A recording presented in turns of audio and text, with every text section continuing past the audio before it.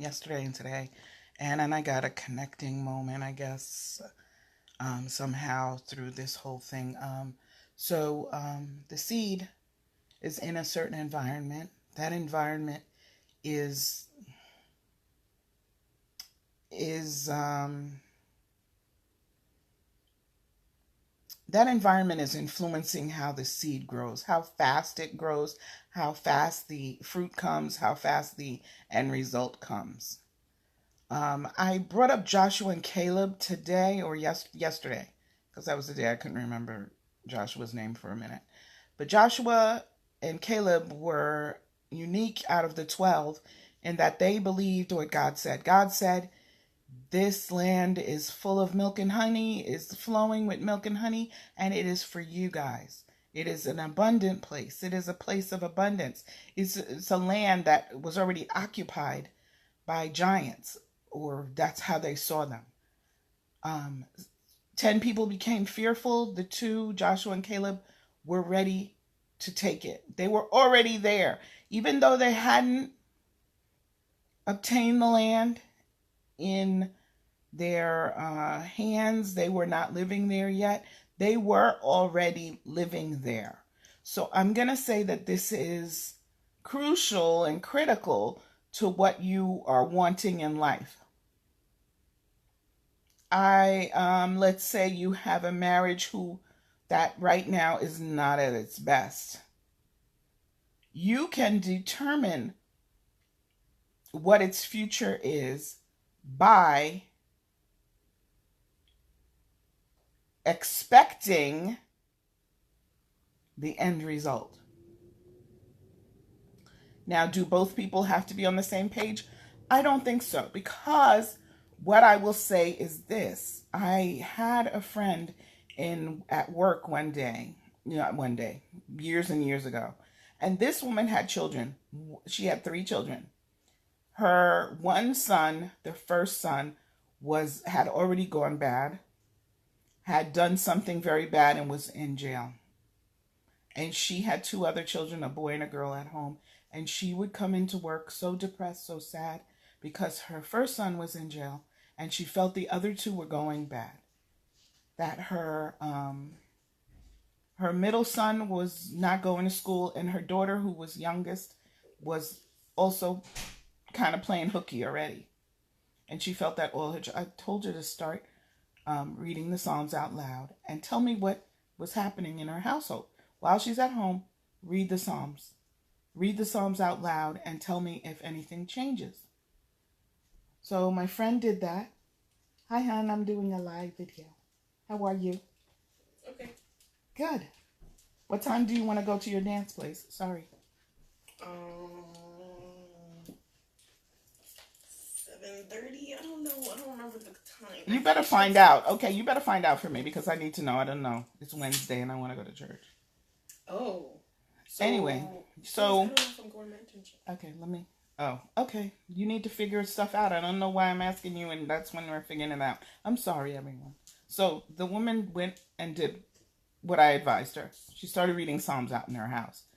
And I didn't used to see her all the time. She used to come in like 1 or 2 days a week. Hi, Wendy. How you doing? She used to come to the job once or twice a week. She was like a part-timer.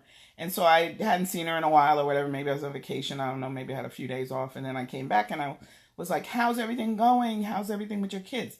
And maybe a few weeks had passed, and I decided to ask her. And she says to me, I don't know that anything much has changed, but she says, I feel like my children love me more than before I started. So I don't know what the word of God, some people are going to say the word of God is, whatever. I could take it or leave it.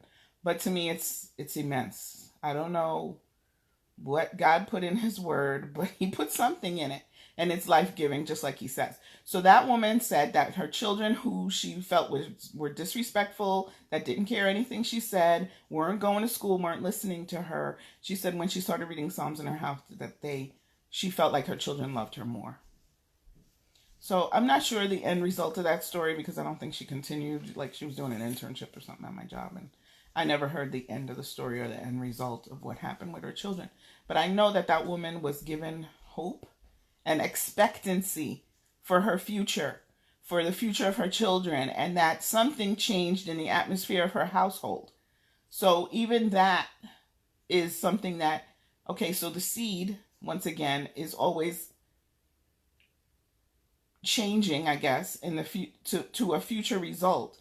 But how does that future result come? How does that future result come to pass?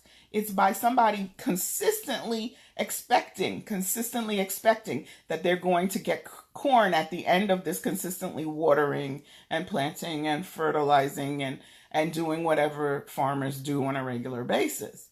They feel at some point in the future they're going to get a harvest of corn. And they don't want 1 ear of corn for all that work they're doing. They expect an abundance of what they're going to get. So Joshua and Caleb went forth and they believed and they inherited the land at some point, 40 years later. Horrible that it took so long. But sometimes things do take that long. So when I'm talking about a marriage, let's say now that you have been sowing discord and you're arguing all the time and you're making trouble and nagging or whatever it is, somebody did something and you don't forgive them. What about if you try forgiveness? What if you try a compliment? What if you try talking, if they're trying to start an argument, you don't participate. It takes 2 to argue. How about if you say, okay, from now on in this marriage, we're not going to sleep unless we have, with anger. Let me put it that way. We are not going to sleep unless we have anger.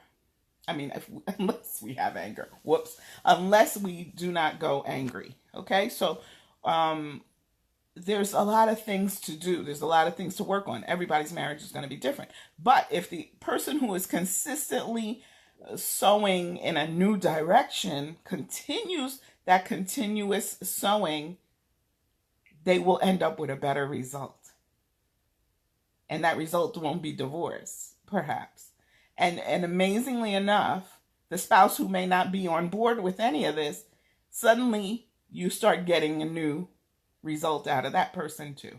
So I brought this up because where I'm going, I have to become it before I even get there.